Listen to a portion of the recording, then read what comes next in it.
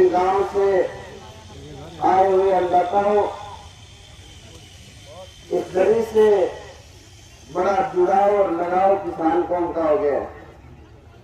सतवीर सारंग पत्रकार नहीं जन्मा था, सतवीर सारंग किसान जन्मा था और अक्सर सीख के चार हम पत्रकार बने हैं। ये हिंदुस्तान है, यहाँ सबको आजादी है, कलम दिखती नहीं है, कलम पे बंदूक का पहरा आ गया है, ऐसे हालात आ गए। साथियों की मजबूरी रही होगी, क्योंकि अक्सर हम मीडिया के लोग हैं, हमारे ऊपर आरोप लगते रहते हैं कि भाई दिखिए हो कि आवाम की आवाज को दबाने का काम किया जा रहा है। हमारी लड़ाई सरकार में बैठे लोगों से, किसी से, व्यक्ति विशेष से नहीं है। हम सत्ता परिवर्तन नहीं करना चाहते, हमारी लड़ाई सत्ता हथियाना नहीं है।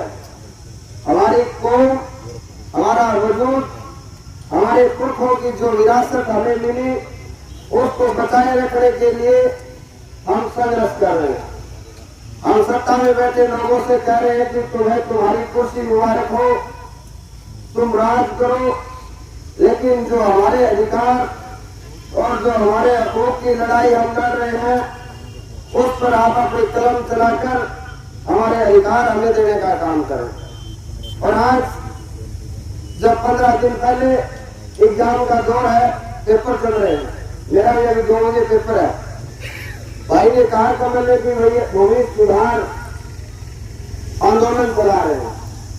किसान के पास बचा है तो मात्र जमीन का टुकड़ा बचा है, उसके बाद उसके पास कुछ नहीं बचा है। हमारा आज इस बच्चों तहसील के सामने जो जन सलाह इकट्ठा हुआ है, इस बात के लिए हुआ है कि हमें अपनी जमीन बचानी है। हम जमीन बचाने के लिए इकट्ठे हुए। हम अपनी मूलभूत सुविधाओं के लिए इस आजाद भारत में हर दिन कहीं न कहीं आपको हर 10 किलोमीटर बाद किसान अपनी जो मांग है उसको लेकर दरी बिछाए बैठा है। ये आजादी के 70 साल बाद इस देश के किसान के साथ हो रहा है। अगर पिछले इस साल की बात करें, पूरा साल आंदोलनों में गुजरा। हिसार का आंदोलन, हिसार में पगड़ी संभाल जट्टा ने आंदोलन करा, हमने पैसे दिए, हमारा हिसाब बनता था, हम उनसे अपने पैसे मांग रहे थे। हमने नारायण खेड़ा में, नकुसरी चौटा में एक लंबा गरीबी आंदोलन चलाया।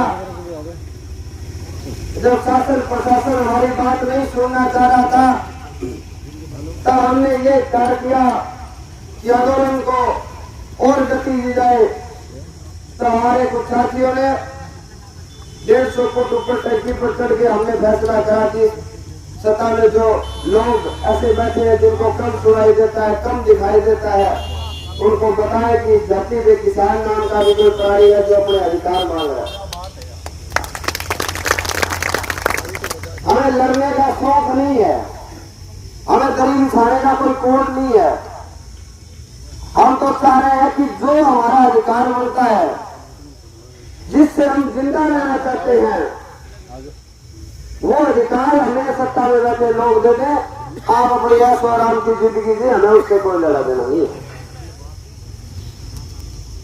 क्योंकि 70 साल पहले भी किसान की यही दयनीय स्थिति थी और आज भी यही दयनीय स्थिति है। और आज तो जब किसान की फसल मरी है, उसके साथ साथ हमारे गांव की जो परंपराएं हैं, हमारी संस्कृति है, हमारी नस्लें हैं, मैंने बोलो नीचे डाली बता दिए डाली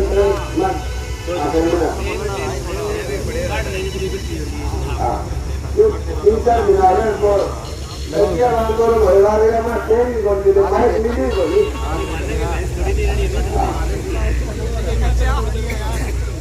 हमारी नस्ल नहीं आज बड़ी संकट में है।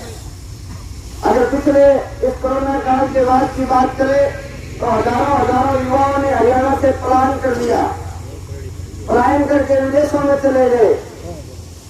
करोड़ों रुपए हमने खर्च करे हैं, जहाँ सरकारें रोजगार देने की बात करती हैं, यहाँ आप भी बैठे होंगे, गांव में चर्चाएं होती है कि निष्पक्ष भाव से सरकारें मेरिट के आधार पर नौकरी देने का काम करती है।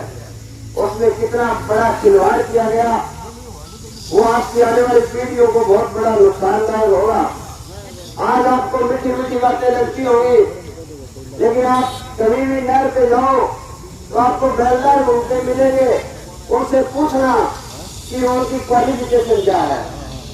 वहाँ आपको बीटेक एमटेक किए हुए हमारे साथी हैं जो देश का निर्माण करना चाहते हैं, इस देश में अपना अमूल्य योगदान देने के लिए उन्होंने पढ़ाई करी, वो आपको नहर पे घूमते दिखाई देंगे।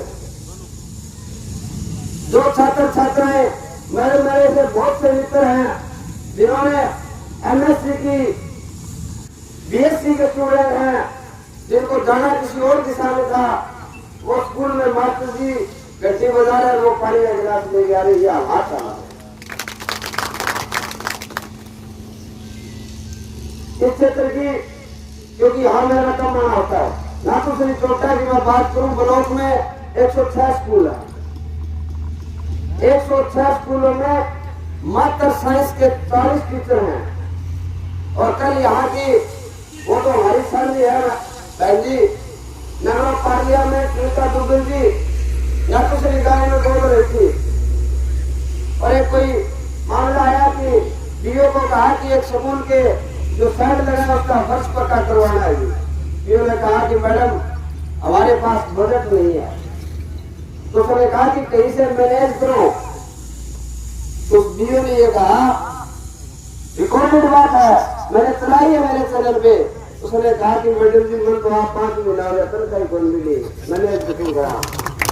ये हमारी शिक्षा व्यवस्था है। 2002 के बाद इस देश में कितनी सत्ताएं आई, प्रदेश में सत्ताएं बदली। लोगों ने कहा तुम्हारा विकास करेंगे, तुम्हारा विकास सड़कें बनाने से नहीं होने वाला, तुम्हारा विकास बड़ी बड़ी बिल्डिंगें बनाने से नहीं होने वाला, तुम्हारा विकास होगा, तुम्हारी खेती जिंदा रहेगी और तुम्हारी आने वाली पीढ़ी पढ़ लिख कर अगर कामयाब होगी तब होगा, तुम पढ़े लिखे होंगे तब होंगे। राय करे लोग बैठे हैं, एक आदमी हाथ उठा के ये कह दे कि किसी गांव में एक स्कूल की बिल्डिंग बनी हो, नहीं। पिछले 20 साल में कोई एक स्कूल का निर्माण हुआ हो किसी गांव में, ये नया स्कूल बना के दिया, यहाँ हमने स्टाफ पूरा कर दिया इंग्लिश मीडियम या आज के जो हालात है। जब आपके पास शिक्षा नहीं होगी तो वही जो हमारे पूर्व से उसी तरीके से आने वाली पीढ़ी हो जाएगी। आम गरीब किसान कहाँ पढ़ा देगा, कहाँ अपने बच्चों को शिक्षा देगा वो। ये जो पद्धति चल रही है, यहाँ एक बड़ा एजेंडा चलाया जा रहा है। मैं भी हिंदू हूँ, सनातन धर्म संस्कृति को मानता हूँ, 36 बिरादरी की इज्जत करते हैं, सर्वधर्म संगम इस देश में है, इस देश के संविधान को मानते हैं। रटी रटाई एक बात मेरे जैसे पत्रकार दिखाते हैं सारा दिन कि भाई हिंदू धर्म खतरे में है, और मैं मेरी 7 साल की पत्रकारिता में मैं दावा करता हूं कि कोई एक आदमी ये कह दे कि खतरा किससे है। बताओ देश के एजेंडे क्या है। देश में रोजगार की बात नहीं हो रही, देश में स्वास्थ्य सेवाओं की बात नहीं हो रही, देश में धर्म खतरे में है। ये हालात है हमारे देश के। लोग यहाँ भी कह रहे, हमारे बीच में भी आगे ये कह रहे हैं। अब किसी भी आदमी को हमारे दो गांव में 2 परिवारों के बीच में कोई द्वेष है तो हमें पता चल जाता है। अभी यार जच्चा को यार सरपंच बन गया तो हरवासी को कराओ, फिर भी मारी मौका बजा तुम मारी गरिमा करना तो मैं खाली मार को खतरों जरूरत पड़ गई। मैं ये घर करा रही हूँ, बड़े खड़े रहो, कुछ बड़े क्यों खड़े रहा, तो खतरा है क्यों वो तो बताओ। क्या तुम्हें बात को तो खतरे में टकरा लिया। ये एक भ्रम पैदा किया जा रहा है हिंदुस्तान की आवाम के बीच में, ऐसा आपके बीच में भी है। यहाँ में जाति के नाम पे, क्षेत्रवाद के नाम पे लड़ाया जा रहा है। तो आप सारे शिक्षित हैं, आपके पास ताकत है, मोबाइल एक बहुत बड़ी ताकत है, आप उस पर लिखने की कोशिश करें और उस पर बोले कि हमें कुछ नहीं चाहिए, हमें राज से कुछ लेना देना नहीं है, सत्ता से कोई लेना देना नहीं है, किसानों को किसान को चाहिए सम्मान, इज्जत, जो हमारे पुरखों ने कमाई है। हमने खून बहा के देश को आजाद करवाया है। हम उस खून पे मिट्टी के धब्बे नहीं देखना चाहते, उनको ताजा रखना चाहते हैं। आज भी हमारे अंदर वो आग जल रही है। अगर देश को जरूरत पड़ी, क्रांति हुई, तो जब 7 लाख लोगों ने आहुतियां देने का काम करा, जो अंग्रेज सरकार का किसी भी हमने 7 लाख लोगों को मारा है, आज 70 लाख आहुतियां देने को भी देश का युवा तैयार है। लेकिन हमारे अधिकार हमें देने ही पड़ेंगे। आज जिस संख्या में आप आए हैं, भविष्य में आंदोलन लंबा चले, आप इससे 4 गुना, 7 गुना, 10 गुना जितनी भी संख्या में आप बढ़ेंगे, आप निश्चित आंदोलन जीतेंगे और जीतकर इस देश से खड़े होकर जाएंगे। और आप, क्योंकि हमने एक लंबा आंदोलन चलाया लगभग 100 दिन का, तो उसमें माताओं ने, हमारी मातृशक्ति ने कंधे से कंधा मिला के, नारायणखेड़ा गांव की तस्वीरें आपने देखी होगी, जहाँ 7,000 की सेटलमेंट हुआ करती थी किसान वीरों की, वहाँ उस 7,000 में से 50 नहीं हुई, 51-52% हमारी मातृशक्ति हमारे साथ खड़ी और हमने आंदोलन जीतने का काम करा। आप सभी साथियों ने मेरी बात सुनी। महाराष्ट्र में से यहाँ बुद्धिजीवी लोग बैठे हैं, सरपंच साहब बैठे हैं और बहुत से लोग बैठे हैं। कोई ऐसी फालतू बात कह रही हो जो नहीं बोलनी चाहिए थी मुझसे, तो उसके लिए मैं माफी चाहूंगा। बाकी आप सारे साथियों ने मेरी बात सुनी। आप सभी का बहुत धन्यवाद, बहुत आभार। जय श्री राम।